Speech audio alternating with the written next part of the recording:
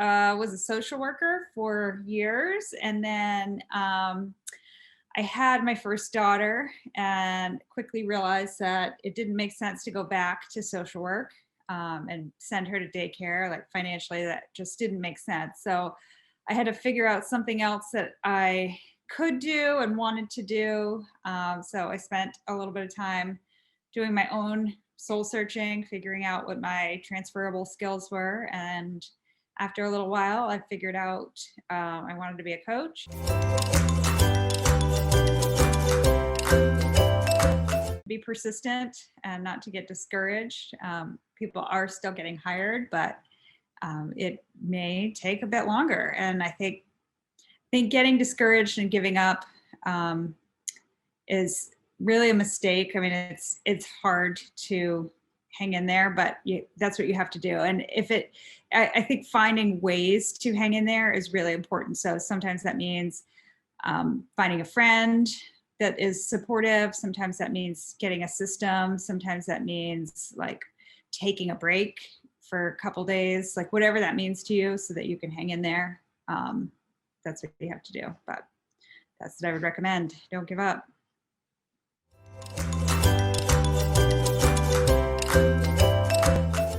It's really hard to predict what is going to happen. I mean, everything is up in the air. Everything is so new.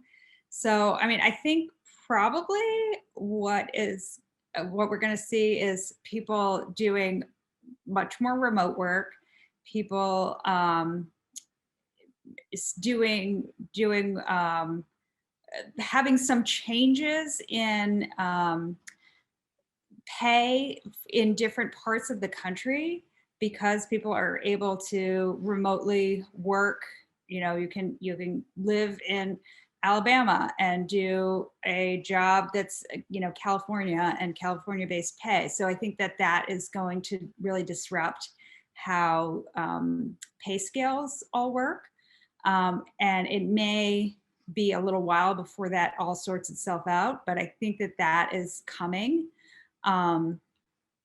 So I see that happening, and I think that's all going to affect, how people move and where people live. But I think, what I see happening is a lot to do with working remote and the fallout of all of that. That said, I do see some people going back to the office at some point. But yeah, that's kind of the biggest thing that I can foresee, but it's really hard to predict.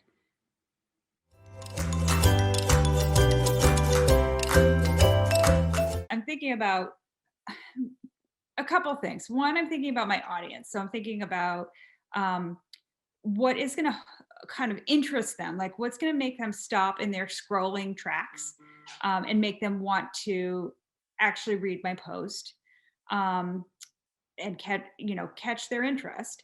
And then two, I'm thinking about what is actually useful for them. So like what do they need to know, and what maybe have they not seen before that they need to know, or what have they maybe even seen before, but could they see in a new way that could maybe hit them differently? Because sometimes it takes seeing the same information again and again, but presented in a different way so that you finally understand it or just get it differently. So I'm thinking about how my audience kind of receives that information, whether it's new or whether it's just presented in a new way. And then I think the last thing that I'm always thinking about is like, how can I make it fun? I try to make my posts like kind of fun most of the time because I just think that's kind of who I am. I try to have fun. So I try to let a little bit of my personality shine through.